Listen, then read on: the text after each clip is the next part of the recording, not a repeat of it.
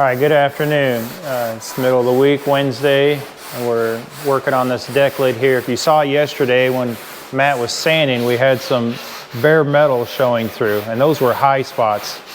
So if you keep blocking through a high spot where you're getting that bare metal, you're doing nothing to get the panel flat. That means that's high and you got to build the rest of it up, or you got to take it back down to bare metal again and shrink that metal down.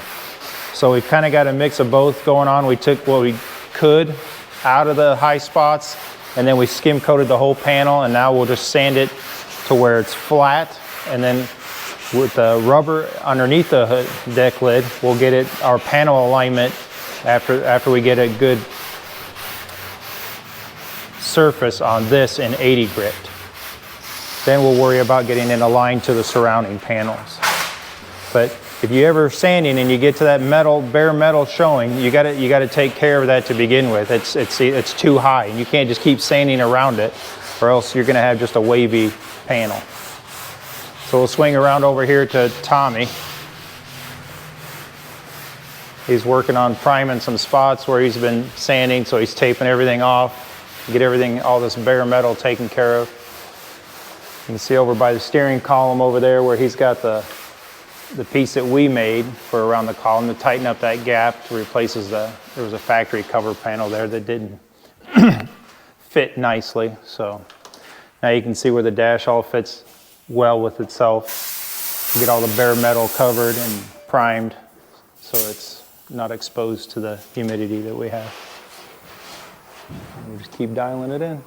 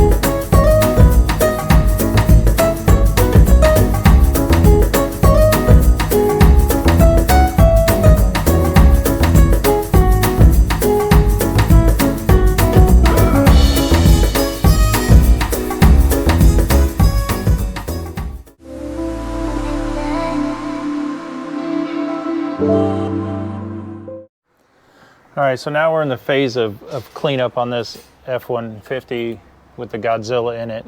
We did not build this truck originally. We put some gauges in it one time and did some wiring and put a sniper on the motor, but the wiring was left to be desired. So we're gonna clean up most of it, or anything that, obviously anything that's unsafe and anything that's not, meets our standards, we will clean up, and then the rest of it we'll just tidy up and make it look as neat as we can without completely rewiring the whole thing. But our end goal is just to make it safe and functional, serviceable, etc. So we'll spend the next 2 days doing that while we won't get our drive shafts back till next week. And then when we get those back, then we can get on the road and put some test miles on this thing and give you some feedback. All right, thank you. So we got John's got the engine and not the transmission yet, but the engine back in the Fairlane, getting everything kind of bolted back up, the exhaust, all the fittings and wiring plugged in, and then probably tomorrow we'll get the transmission up in there and get the top end of the motor all put back together. And then we'll do a bunch of checks with our fuel system and injectors. We've gone through a set of injectors that were bad, had them tested, they were bad. So we've got new injectors, but we want to double check that those are good before we have another failure again and cause any issues with this motor. So we'll check back soon. Thank you. On the 51 Desoto, we're doing the front wiring harness, Chris is, and we use a mil spec connector to come through the firewall. It makes it neat, it makes it serviceable, it makes it a lot easier to keep your wires loomed cleanly. And that way, and it's a watertight seal as well. So every car we do gets that, and it makes it a lot easier and functional and serviceable as well. And then he gets to take all these wires and send them to their places. Front of this car, this front marker light here, with the driving lights, headlights on, it'll be a driving light, it'll be white. When the turn signal comes on, it'll turn orange. And along with the hood ornament, little conquistador there will light up with the headlights as well. That's it.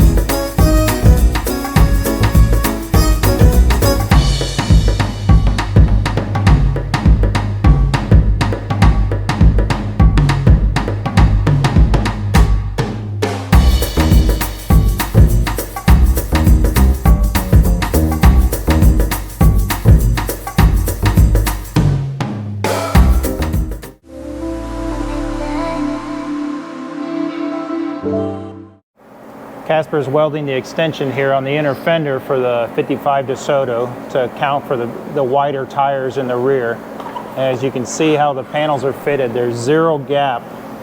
And with that, we won't have as much filler rod, which means we'll have less shrinkage, because when you use a big gap and a big more filler rod, you have more heat, and then the panel tends to shrink on you. Then you got more work trying to get it back to flat again.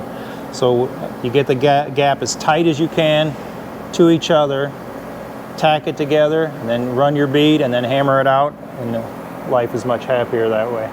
So is Casper.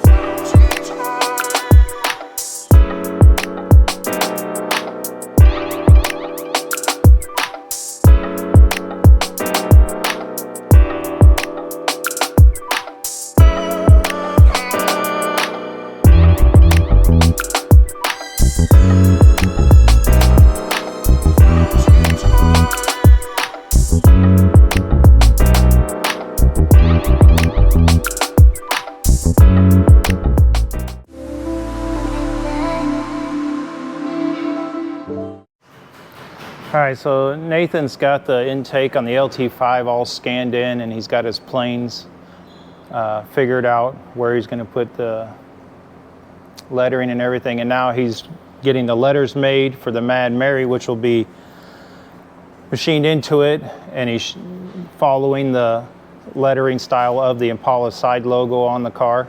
That way it'll all tie together and look like it came that way as much as possible. But we've been having really good luck with our 3D scanning and making life a little bit easier on Nathan, not having to hand measure everything, and a little more accuracy as well. So we look forward to showing you these parts soon.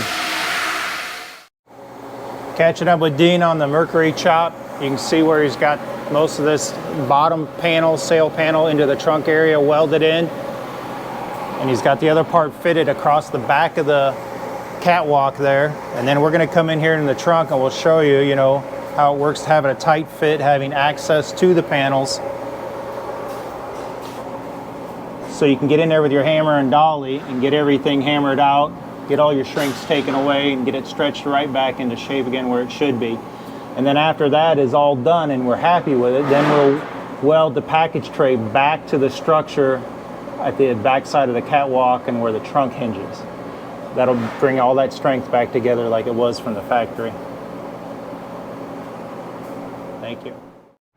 Hi, I'm Joe here at SaltWorks Fabrication. Please don't forget to like and subscribe.